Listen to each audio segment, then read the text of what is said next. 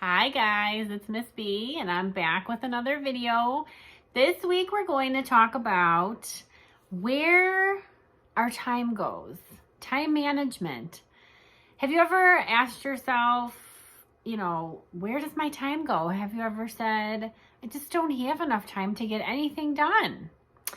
I have been struggling with time management this week, so I figured why not bring this up with you guys and see if you guys struggle and if maybe I can help give you some tips on how to, add some more time into your life to get those things done that you need to.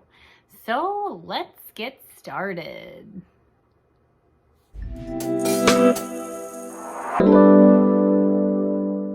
Okay, so when it comes to time management, there are things in our life that we cannot remove, right? So for instance, sleeping. We cannot take out the hours that we sleep every day. But if I had a superpower, it would be the need to never have to sleep again. Just throwing it out there. The other thing that we can't remove is hygiene and like getting ourselves ready for the day. Brushing our teeth, washing our face, taking a shower. These are all things that we have to do every day and we have to make time for. Another one of those things that we have to do every day is eating. Otherwise, we will fall out on the floor and be famished. So we need to make sure that we always have time for eating, sleeping, and hygiene. So how about other parts of our day that maybe we can work with? So we're going to explore things that we do in our day, how much time we really need to be doing them, and what can we do to maybe increase time in one area and maybe decrease time in another. So what are the benefits of learning time management skills? Once you learn time management skills, you're going to appreciate how much smoother your life will flow. And, some benefits of time management skills are less stress in your day, more time to do the things that you love to do, completing more goals, and maybe even a better quality of work that you're producing. Like if you have a job or you go to school, or maybe you just do art, or you have chores at home that you have to do, you might find yourself being able to do those things better. So where does your time go? We're going to learn these time management skills. We're going to take a look at your daily life. Do you think that you're wasting time? And what does wasting time mean for you? There are all different kinds of meanings for this depending on, who you are.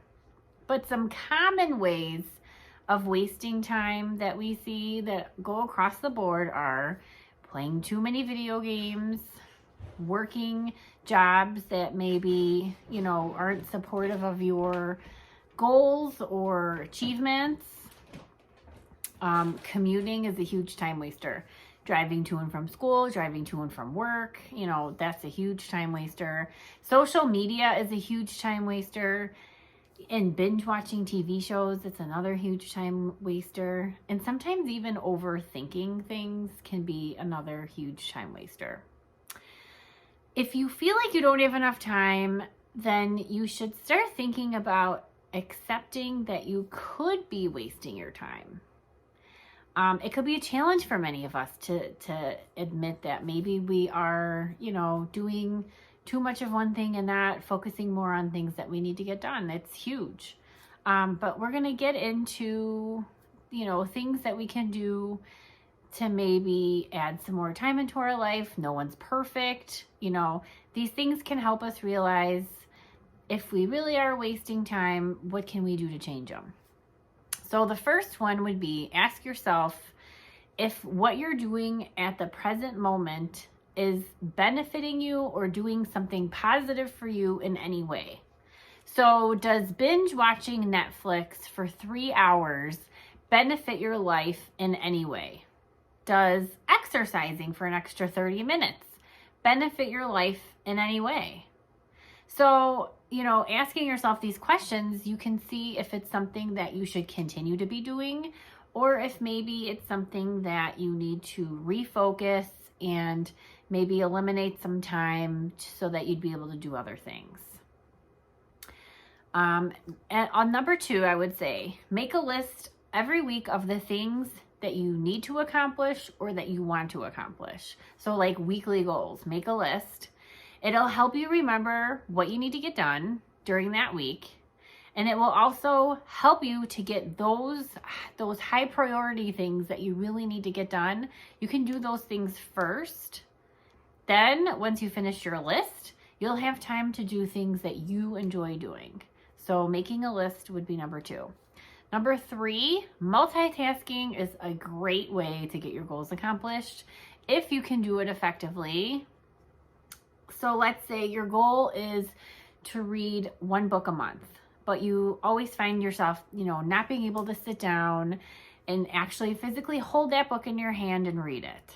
So an audiobook could be a solution for you.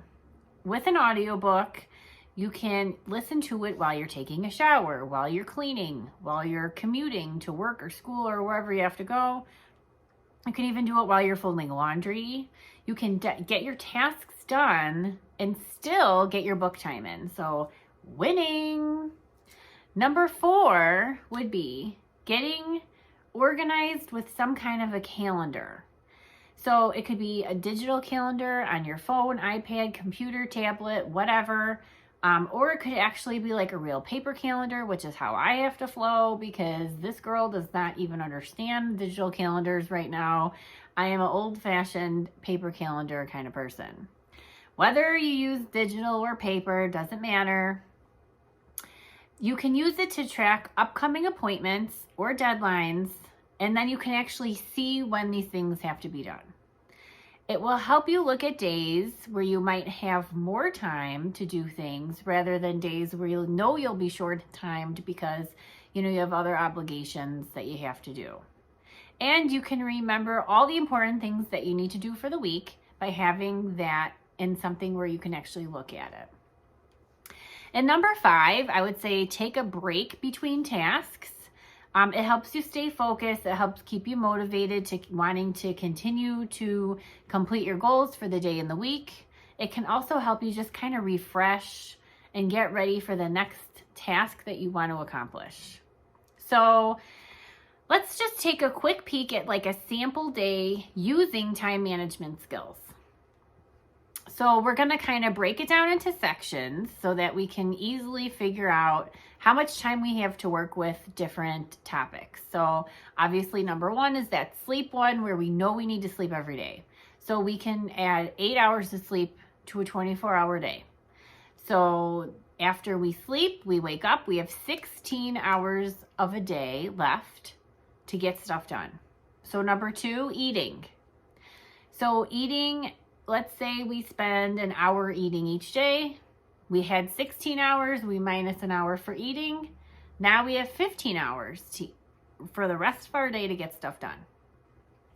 Another one of those things that we knew we had to do was the personal hygiene. So let's say it takes us an hour every day for our personal hygiene. Well, we had 15 hours between the sleeping and eating. We had 15 hours left in our day. Now we're adding our personal hygiene. So we're minusing an hour, and now it takes us down to 14 hours that we have left in our day. So we're now at 14 hours. Now, a lot of us have to go to school. We have homework. We might have a job. All of these things usually can add up to about 8 hours, right? Between work and school and homework and things like that. So we'll give that like 8 hours just to give us a buffer. So we had 14 hours in our day, right? After the eating, the sleeping, and the hygiene, we had 14 hours left. Now we go to school or we go to work or we do our homework and we use that 8 hours of that time. So 14 hours minus those 8 hours that we just did for the school and the work and the homework leaves us with 6 hours left in our day. 6 hours. Now let's say, okay, we have the 6 hours left. Now let's say, oh my God, we get home. Now we have to clean or do chores, as part of our daily routine. We have to clean up after cooking meals. We have to make our bed, clean our rooms, do laundry, grocery shop. All these like chores and cleaning things that we have to do every day. This daily, we could probably do this about 2 hours on average each day. So if you take the 6 hours that you were left with after sleeping and eating and personal hygiene and going to school. Remember, we had 6 hours left after all that stuff. Now we have to clean and do chores, and that's going to take us about 2 hours. So 6 hours minus 2 hours, now we're only down to 4 hours in our day. You see how quickly these things just evaporate? No wonder I couldn't find time this week. How about exercise? Exercise is important, right? They say we're supposed to do like 30 minutes of exercise, I think, every day. So let's say we do 30 minutes every day. We had 4 hours left in our day after eating and sleeping and hygiene and cleaning our space and going to work and school. Now we only had 4 hours left. Now we're going to add 30 minutes of exercise to the day after we only had 4 hours. So if we add 30 minutes now to that 4 hours, now we're only left with 3 hours and 30 minutes. Time is slowly rolling by. After you've done all of these things, the exercise, the eating, the sleeping, the hygiene, the going to work and school, the cleaning, we had 3 hours and 30 minutes, right?